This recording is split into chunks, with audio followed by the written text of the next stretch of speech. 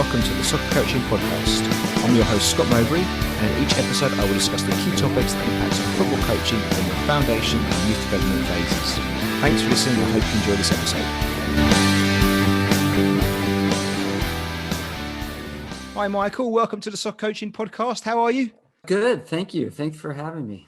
I know it's early in the morning there. Well, early-ish. You've been up for a while, but early-ish. So I appreciate the early start. How are things? Where are you and how are things? I live in Maine, and it's another beautiful day. You've got to say that. You said off air that it had been raining for the whole month. So look, you're backtracking now. We've had our 3-day summer London heat wave and it's finished now and it's thunderstorms and things. So it doesn't last very long over here. Michael, thank you so much for joining us. I'm really looking forward to having this chat with you for lots of reasons. One is because of the book that you've written, which I've had the privilege of looking through and I've seen there's some fascinating things there and it's excellent. And I'd like us to dig into that a bit if that's okay. But also your own background too. You've got a varied history there with lots of experience and different things, which I'm sure will be great to dig into as well and have a chat around. If that's all right with you, I think what we'll do in usual terms is just talk a bit about, or start off with about your history and background and what it is you've kind of done up till now, if that's all right. Yes, so I started playing soccer in California. I grew up on a farm and soccer was very new to the area. It was kind of an interesting story where a Catholic priest went around different valley towns and started leagues. So I was like one of the first players in one of the leagues that he started. And then I had a lot of, had my, parent coaches and other kind of, volunteers. Travel soccer was brand new at that time. And I met Hubert Vogelsinger when I was in middle school, and I attended his camps through most of the summer. So I'd spend 6-7 weeks with him, different parts of the country, perfecting skills and kind of learning he taught a lot of life lessons, with his coaching. And through his camps, I met professional players from Europe. And then one of them invited me to live with him in Austria when I was a junior in high school. So I played on a development professional team outside of out of Innsbruck, Wacker Innsbruck, and that was really successful. We ended up actually winning the National League title and had incredible experiences there. Came home, actually lived in Southern California on my own and played for a club down there called the Nomads with Derek Armstrong. And then from there, I think I was one of the first high school players to jump right to European league play. I had scholarship offers to colleges, UCLA, USSF, but I was a bit of an idealist. I grew up watching Soccer Made in Germany. Yeah, and so they would condense an hour, or they would condense a whole game into an hour. It was on PBS, our public broadcasting station. And I watched that every week. So when I got older, I was like, wow, if I want to play soccer, I got to go to Germany. So I ended up meeting someone who let me live with their mom. It was a player named Vijakovsky. He was known for his very big mustache. And so I lived with his mom for a year. And then after that, I realized I didn't like the rain so much. I was in Hamburg. I was in northern Germany. And then I traveled to southern France and played there for a year. And that's where things got interesting. I did well. I earned a tryout for a second division team. While I was down there, I had a tryout for the U21 national team. I was invited. They were in Paris the same time I was in France. And at that point, because of a mixture of kind of some injuries and just, I think, some emotional burnout, because I'd been living on my own for 4 years at that time, I just felt I needed to kind of come home and take a different direction. So I returned home and ended up going to college and eventually getting my PH.D in clinical psychology. So it sounds like you've had quite a European influence on your football kind of coaching from the very beginning. Would that be fair to say? And how did you find playing out in Europe compared to maybe playing in the US? Was it different? Well, I think the focus on skill development was important. The focus on possession Yeah. was different. I also think just in Europe, soccer is just so important, compared to the US. I mean, US soccer is also important, but it shares with other sports, the NBA and NFL and whatnot. But it was really exciting to be in a country or countries where soccer was the primary activity that people paid attention to. Did you enjoy your coaching experience when you were young? Do you look back fondly on it? I look back fondly on most of it. There's certainly elements of some coaches and then actually specific coaches that were not beneficial fully to my development, that used approaches that didn't help me feel confident to express myself on the field as much as other approaches were able to do so. And what position did you play? I was a striker. Well, I think all these things help us paint a picture for what we're going to talk about moving forward. And really, the main focus of the episode today is going to be talking about the new book you've put together. So before we get into real detail about it, I'm just keen to know. So the book, I believe, is called Coaching Positional Soccer, Perfecting Principles and Skills. I'm keen to know kind of really why you decided to write the book and who the book is kind of written for. Well, I've always been a student of the game. I've spent many years reading books on soccer, taking coaching courses. At one point, I was coaching 25 to 30 practices a week. And through all that experience, just insight started to come forward. I have this background in psychology, which is all about kind of understanding the underlying dynamics of behavior and mood. And I think that got applied to soccer. So I started looking for themes and better ways to not just understand the game, but then also coach the game. Well, that makes sense. So your coaching background then, what does that look like? What age groups have you coached and to what levels have you coached up to and how's that gone? Because I'm thinking how that must have influenced the book slightly, but what does that look like then from your background? Well, so I've coached players who've never played before.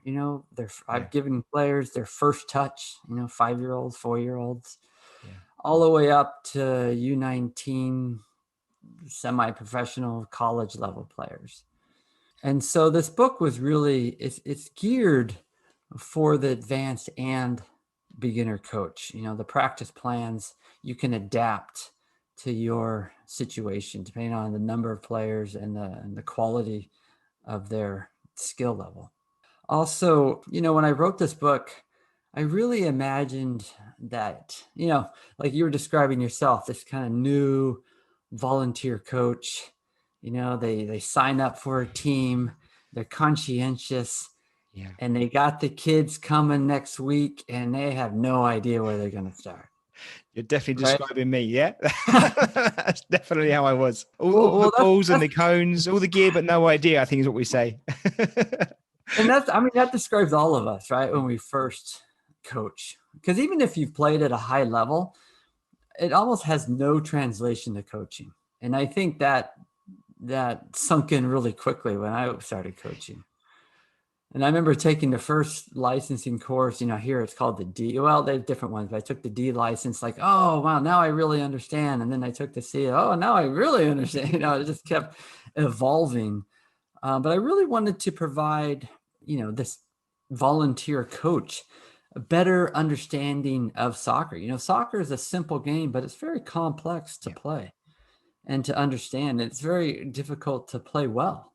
And so this is a very comprehensive manual that covers tactical development to skill development to, even like what kind of cone you should buy. It is very detailed in a good way, but I mean, it's 400 pages, so it is very detailed. I mean, when I read the title, like Coaching Positional Soccer, I kind of guess I expected it to be much more focused around positional play, and kind of maybe patterns of play and kind of rondo style football, and just that. And it has got rondos in that, and it's got elements that in 100%. But it does so much more than that in the book. I mean, it covers. It is almost like it is your manual, your rated manual of coaching, and it certainly is the kind of thing that I would have loved to have when I was, first getting out there, just to kind of help me paint a picture. So I kind of wondered, does the title do it justice? I don't want to criticize here because the book's great, but does the title do it justice?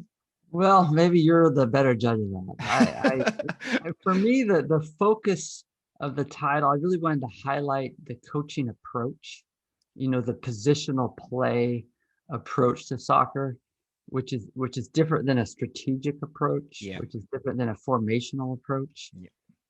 And so I really want coaches to learn that style, and anybody who's interested in that style, to gravitate toward this book, where players are taught how to make decisions based on the position of the ball, their teammates, the space around the ball, the position of the opponent. And so it's a very, in a sense, radical departure from a kind of traditional soccer coaching approach where you kind of orient yourself either to your other players, in a 4-4-2, I play next to this person in front of that person, or a strategic approach where it's, when we have the ball in this situation, I'm always going to run to, this place.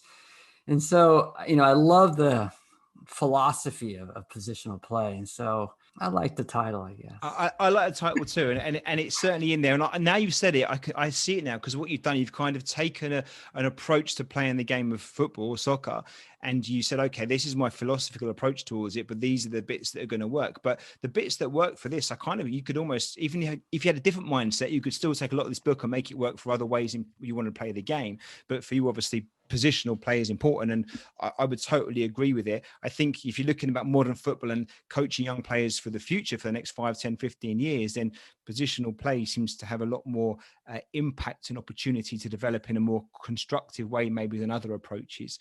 But I would certainly support what you've put down there. It may be worthwhile, if you don't mind, just briefly kind of painting the picture of what the book covers and how it's structured. I know we've touched on it, but just in your words, if someone hasn't seen the book, what does it cover, and kind of how does it work as a package that coaches can use? Well, it like we said, it is comprehensive. So I talk about phases of play, the different challenges that teams face in a game. And then these phases of play are broken down into coaching elements, which are ways in which these challenges are solved.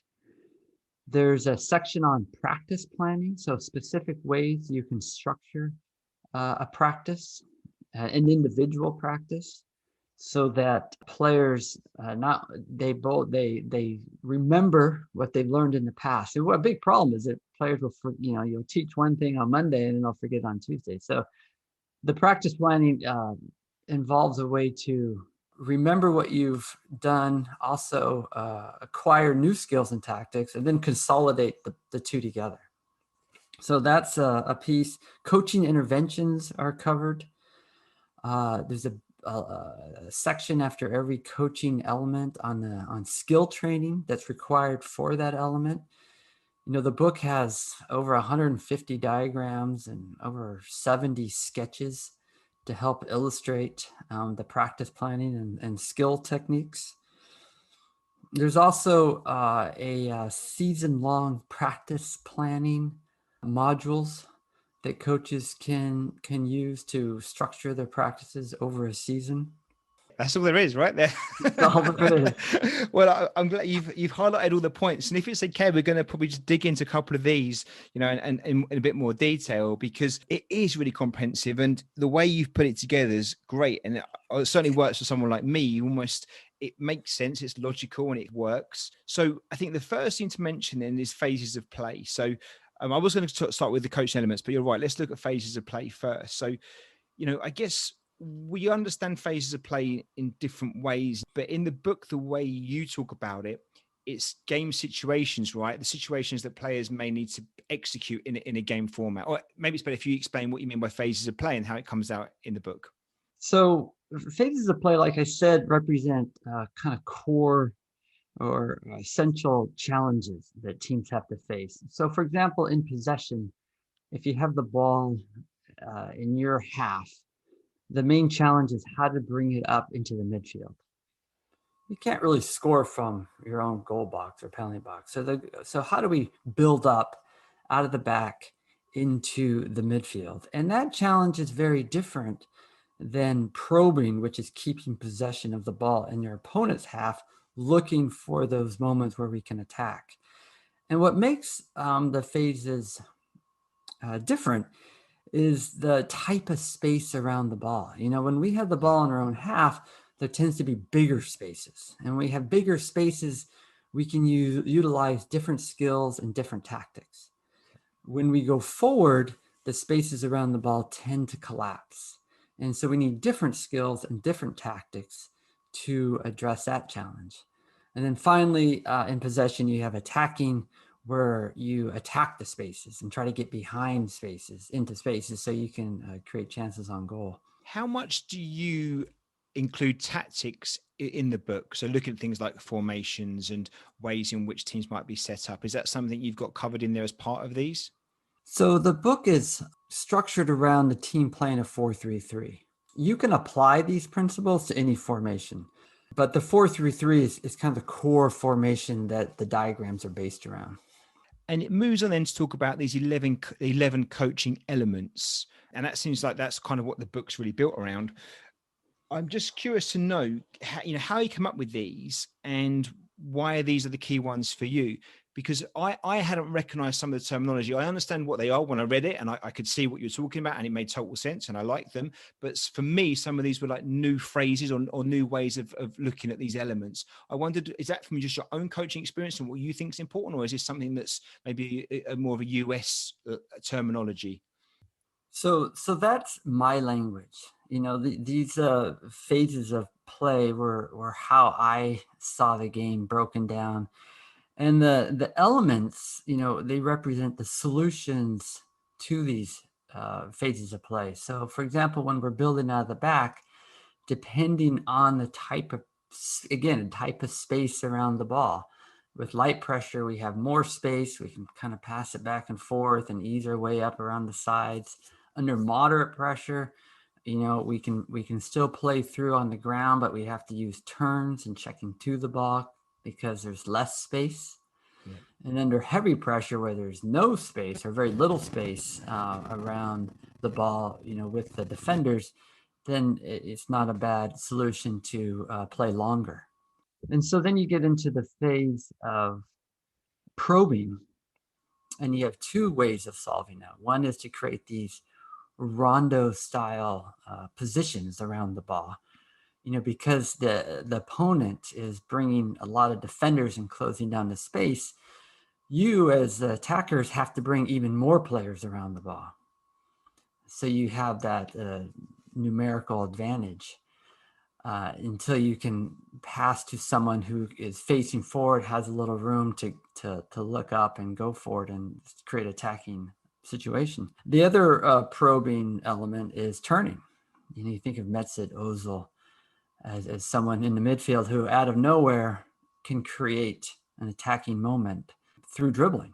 So dribbling, through passing and dribbling are two key coaching elements for that phase of play. So you're looking at kind of the methods and the techniques is to progress the ball in different situations under different amounts of pressure, right? That's what you're talking about here. And what you put together is guide and technical guidance and ideas around how you can get players to practice some of these things. And learn to recognize that in the game. These elements are taught around player principles. So players can learn for themselves under what situation they should do different techniques, utilize different techniques or different tactics. And with the player principles, explain more about those again, because again, this is language that we can be caught of different. So we have principles of play over here. So it might be things like, make the pitch big in possession, or make it small when you haven't got possession, or have a close passing option and a long passing option. So different principles of play. But in the book, you use it as almost like these are learning objectives or coaching points really for the players. Is that fair to say? They're very specific coaching points around different coaching elements. And so the players can remember easier what they should do in different scenarios. We want players. It's a we as coaches we often say that it's a player's game, but then we set them up in ways in which we have to bark at them the whole game to do anything, right? Yeah. And so the idea is to get away from that. The idea is to coach in a way where the players really understand the game well and can make the best decisions in the moment to keep possession, advance the ball, and score or defend. That game intelligence and that decision making is so important, isn't it? And however much you might want to help your players out and you want to coach them technically to be proficient and be able to execute certain maneuvers, if they haven't got the game understanding to actually make the right decisions at the right moments, then it doesn't really matter how good they necessarily are. What are your top tips for, and you do mention this in the book again, but what are your top tips for coaches to take on these practices and put them into play, but also make sure that they're encouraging the players to have that understanding to go with them? How can coaches do that in practice? Well, I think that comes down to how the practices are organized. So the way I have it detailed is that the practice starts with a game, a warm-up game. And in that warm-up game, all the previous material is rehearsed. And players are nudged, not coached, but just kind of reminded, where they should move at different situations. And so, see, the coaching dilemma we all have is that soccer's very complex, requires all kinds of tactical and technical knowledge, but then is played in this wide open field without any break, right?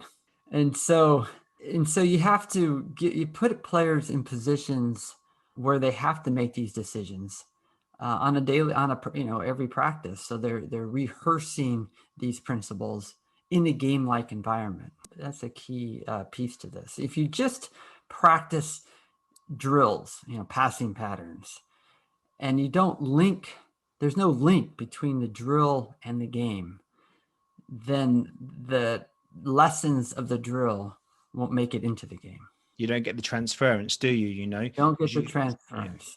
Yeah. So the drills really need to be game specific to the game. Now, there's a lot of great drills out there, but then when you look at them, you break them down, you're like, well, when would they turn like this? Or why would they use this skill? And the connection to the game is missing. And I think that undermines the efficacy of the practice. Michael, how would you approach like a season-long syllabus? And I know you, again, this is in the book as well, but what's your recommendation to coaches about how they may construct their programs over a period of time? Let's look at a season for an example. Because I know one of the mistakes that, again, we all make when we first start coaching is we kind of jump around from week 1 to week 2 to week 3, and maybe we just try and fix the problems from the game from the previous weekend rather than having a longer term plan. What's your guidance around that? What's your thoughts around helping coaches with maybe planning over a sustained period of time rather than jumping and reacting to what happened last weekend? Well, I think it starts with having a good understanding of the game. I mean, the book starts with a question: can you imagine scoring the perfect goal? What is your vision of how you want your team to play? If you don't have a vision, then your practices are not going to hang together. They're not going to be coherent over time. They're not going to build on each other. They're going to bounce around. They might be great practices. Everybody might be entertained. They might become better players. Your team will improve, but they'll improve more if there's a coherent, overarching plan or idea of how you want your team to play. So that's where I would start. And that's where I start in the book, is explaining these phases so you can get a sense of like, oh yeah, here it's a different needs than up here. And if I'm going to teach them how to do this, that's a different type of practice than teaching them how to do this. We lump things together. You think about the term that sometimes drives me a little batty is the term possession. We're a possession team. We love possession. Every team loves possession. If I kick the ball long, I'm still trying to keep possession. I'm just doing it differently than somebody who plays it on the ground. Yeah. And possession changes if you're building out of the back versus probing versus attacking, but it's all a possession, but it really has a lot of nuance. So if someone says, yeah, I play with possession, I'll say, well, how, and how do you do it here and under this circumstance? It really changes. And so having a much more nuanced understanding of the game is helpful. So you're not just, one shoe fits all type of practice. So that's there's a lot to be said about this. I also think coaches need coaches need to offer a diversity of challenges to players. They can get stuck in a rut and do the same drills. And when you're practicing, over a whole season, kids are going to get bored if you do the same passing patterns, the same possession drills, the same crossing drills, the same small-sided game, same two-touch. It's kids are, kids players, not even just kids, but they don't need to be entertained, but they need to be challenged appropriately. Yeah. So that's another element. Would you work on a phase of play for like a few weeks at a time and then move on? How would you approach it? Would you kind of have a syllabus that says, let's work on, say, element number 1 for 3 weeks and 2 for 3 weeks and work on like that? Is that how you would do it? Yeah. So in the back of the book, there's a season-long training plan that I described. And so I break up a season into modules, and those are time periods in which certain elements are taught, reinforced and consolidated with other elements. And so through these modules, you build up your team style of play. Yeah. So the goal of all this is to have a team that can play in more than one style, right? Yep. So if you're up against a team that's pressing high, you're comfortable playing it long and receiving the ball out of the air and knocking it back to a midfielder.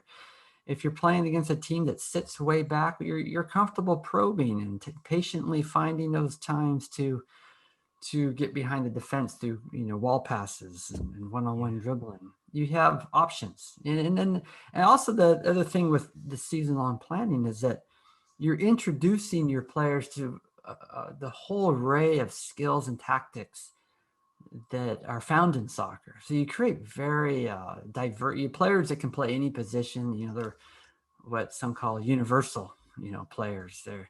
They're comfortable in different scenarios, which I think is important in the modern game. You can't be just a right back that defends. You got to be able to go forward. You got to be able to play in the midfield. Having players that are versatile as well as a game plan that can be versatile is key, right? I mean, that's to me, that kind of seems where football is and certainly where it's heading to, because I hear it all the time when coaches say, we're a possession-based team, or we're the kind of team that always build from the back, we play from the back. And I'm like, well, that all sounds great and wonderful, but if you tell me that and I'm going to play against you, I can now set myself up quite nicely to make that harder for you. It doesn't mean I'm going to stop you, but I can certainly make it harder. And if I am good at that, what's your plan B then? Because I think that's the challenge, and it is about trying to help these players have the different solutions to different challenges they may face in that moment, right? And I think again, the book enables you to do that, because what the book does, it gives you suggestions and different ways to solve problems, but it doesn't say, okay, there's only one way, and this is one way for one problem, but actually there's another, you could use this tool maybe for a different problem, or use the same tool in a different way, which I think it's not prescriptive, if fair to say. You're not trying to tell people what they shouldn't, or one way of playing. You're just kind of putting out a series of tools there that players can practice and get better at, to give them a variety of solutions. That's the goal, is for your team to have a variety of ways to play so they can adapt to multiple dynamics from multiple situations. And one of the things that you mentioned this, and I'm glad you do, again, this is why I think the book's bigger than maybe the title sometimes suggests, because I think there's so much more in it. But you talk about coaching interventions, and I love that part of it all. But I just, from in your words, if you want to mention maybe what you speak about in the book, but also how important they are to you, and how coaching interventions can really impact on a practice. Well, I think coaching interventions is even more important than practice planning. I mean, I think practice planning is key. If you don't spend time planning your practice, what I tell my coaches, then you shouldn't plan to coach. Like, you've got to put your time in, you got to get it all organized so that when you step on the field, you know exactly what you're doing. Visualize it ahead of time, work out the kinks in your head, and that practice will go a lot better. But even more important than that, I think, is the coach's attitude. And I think the coach's attitude is their primary intervention. Coaching intervention is how are they as a person? Are they a nice person to be around? Are they edgy? Do they seem helpful? Are they excited about soccer? Do they like learning, or are they caught up into the results and the scoring and just likely to rant and rave about this or that that's not going the way they want. So to me, I tell coaches, just never use shame, guilt, or anger. Just stay away from those, if you will, approaches to player motivation. You might get a little bump in performance if you get a kid scared, and you might get them to run a little bit more, or a player, but over time you're going to undermine their self-confidence, their self-worth. They're going to start to overthink and not play freely, and not want to have the courage. It really takes courage to put into a game something they learned in practice, because it's likely to fail. So when you have this type of critical, judgmental coaching, players tend to kind of shrink around a few skills they're comfortable with and don't expand. And we want players that learn, through the whole season after season, into adulthood, lifelong learners. That's the kind of players we want to develop. And we do that with, it starts with the coach's attitude. So for me, that's the primary intervention, is that we create an environment that's conducive for learning, for playing. Playing should be fun. If kids aren't having fun, they're not playing, and that comes from the coach. And the coach needs to take responsibility for that, because whatever happens on the field is based on what they did or said. I'm fascinated to know, because obviously, given your background in psychology, I think there's a lot of coaches, well, not a lot, but there's coaches that often have an educational background. And I think that can be quite a useful tool to have in your locker as well. If you kind of worked in education, you understand a bit about how learning works and things. So I think that does transfer out into coaching in the field, if you like. But obviously, with your background in psychology, I can see there being some useful tools there as well. So has your study of psychology helped you with coaching and with the book? Well, it's just helped in, so many different ways. When I was a player, part of my reason for stopping was just, emotional burnout. I didn't have the right mindset about what was winning and losing. I tended to identify with the results, and took it personally. If I scored, didn't score. And I remember, just my temperament. I remember being on the field, kind of in the middle of the game, thinking, well, let's see, if I score, that goalie's going to be upset. But if I don't score, I'm upset. And just trying to sort out, this is kind of what's happening out here, and psychologically something's going to go off. And I think so at one point, I really kind of blamed sports for that. It's like, oh, sports, it's the opium of the masses. It's a distraction from things that are real. And it took me quite a while to sort out that sports is fine, but how it's taught isn't always fine. And that the problem, with my own situation wasn't that there was anything wrong with the soccer ball or the rules of the game or the field or the fan. It was just, I was identifying with results, and that leads to burnout. And so once I had that realization, and that came from years of psychological coursework, and I'd already gotten licensed in 2 states. I'd had a private practice for 2 years, and I was actually in a farmhouse, like a 300-year-old farmhouse in Ireland. And I'd been talking to my dad, who had been my coach for a lot of my childhood, and I was talking about pressures of soccer and sports, and that night in front of the fire, it's like, oh, I get it. It's not makes sense. Yeah. This all makes sense. If we just coach differently, everybody will be fine. Yeah. But I can't tell you how many hours went into that insight. And then from there, I really got into coaching more and deeper. And from that came the book and the coaching intervention styles and attitude. And this may be an unfair question, because I'm just throwing it at you now, so please say if it is. But I wondered if you had any top tips for let's start with coaches first, around maybe the psychological approach to being a coach. A lot of listeners we have on the podcast will be volunteers, their parents, they work full time, they're volunteering their time to this, but it can become quite all consuming and take over. And, in some ways, what could be a healthy hobby can quite easily become an unhealthy hobby. Is there any tips or advice you may have around that? And I do apologize for throwing this at you without any pre-warning, but I'm sure coaches would appreciate any advice or guidance that you may have that you might want to share. I would marry well. I was very fortunate to have a very supportive spouse That definitely helps. who encouraged and supported my hobby of coaching. Now, I was coaching, I work full time during the day, and I would coach sometimes 50 hours a week on top of that. So I'm probably not a good person to ask how to find a balance between life and soccer.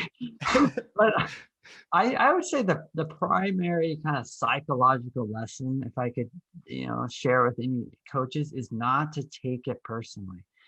We are not the results of our team. We are not the score.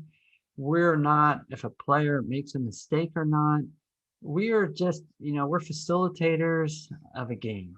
We're models of behavior.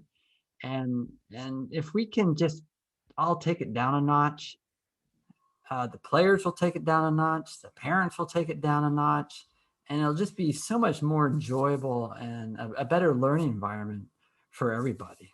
Yeah. Oh, yeah, that's some great advice there. Would that be the same advice for players as well? Would you have a different approach for a different advice for a player? I mean, if you could talk to your younger self now, and go back to you on that pitch and, worrying about not scoring or upsetting the goalkeeper, what might you say to yourself as the adult in the room? Well, if I were, I would definitely wish I'd had that approach as a player. I think players, we really get caught up in our performance.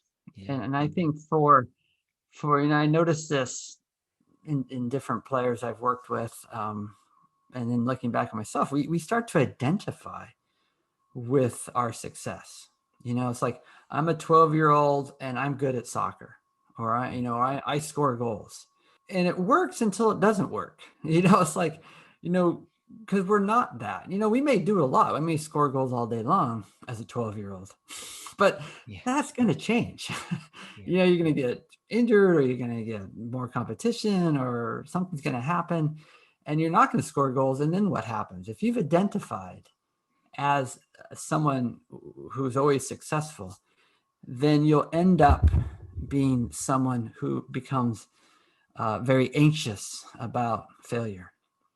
And overthinking failure. And if you're overthinking, then you're not playing in the moment, and you're out of the zone, and you're not going to be as creative as you need to be, because to be good at sports, you have to be in the moment. You have to be one with that time and space continuum where the ball is. And if you're overthinking something and you're not there, then the ball is going to hit your heel instead of your foot, and you're just not going to make that run, and it's not going to flow.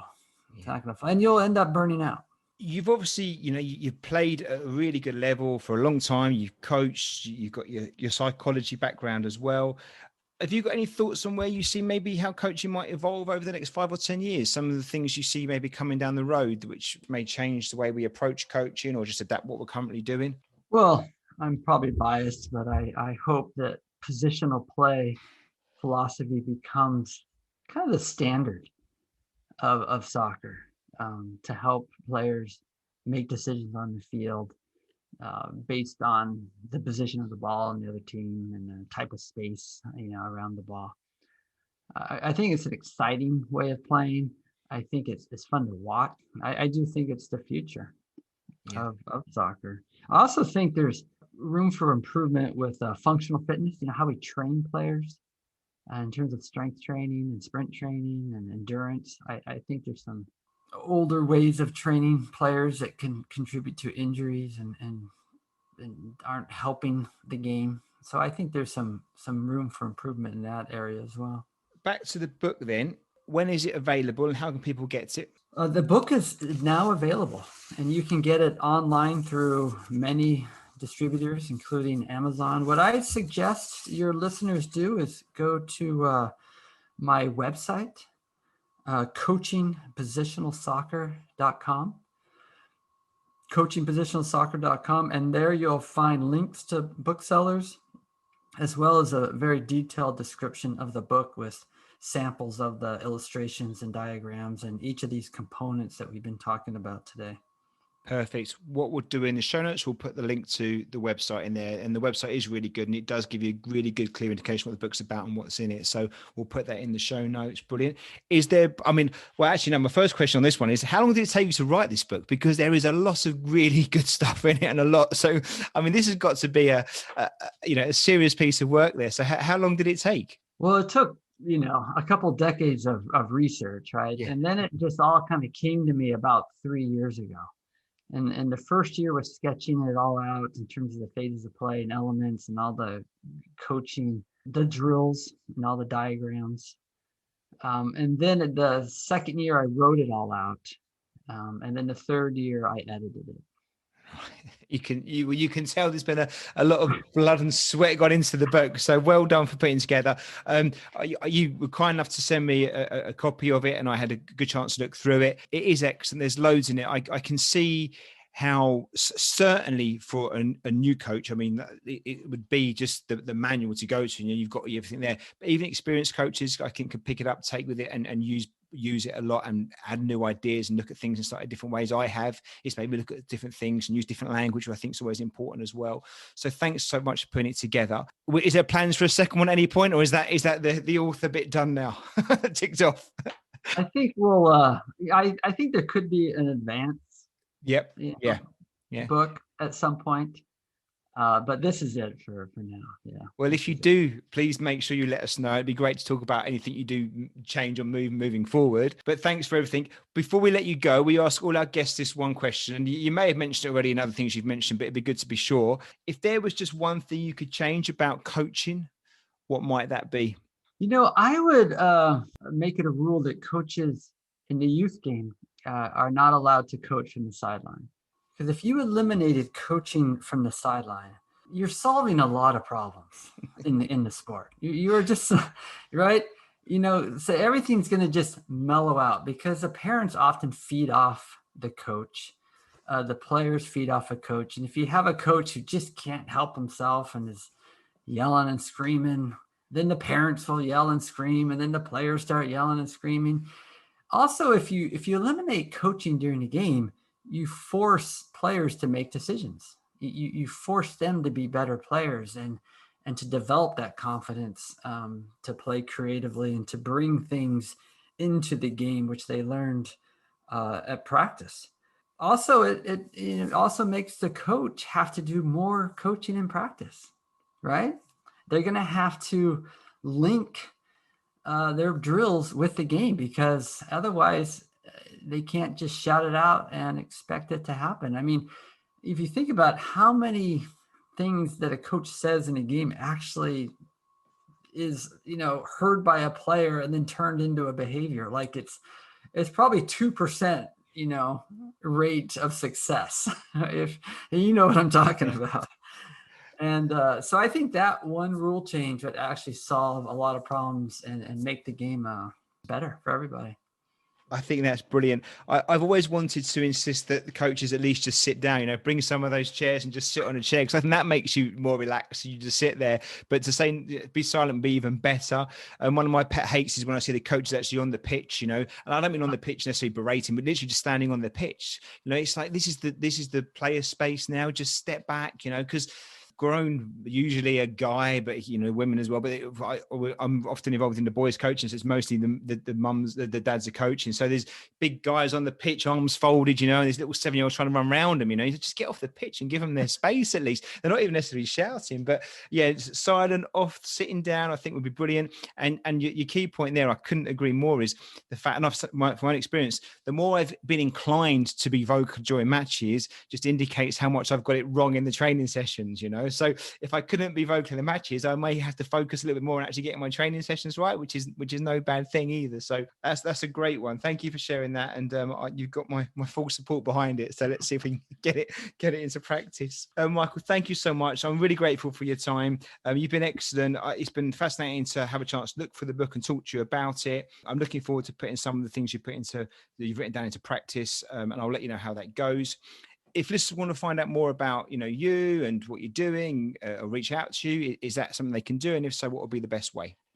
Again, the best approach is to go to my website, coachingpositionalsoccer.com, and in there you'll have a page where you can contact me, and I'll be happy to reply.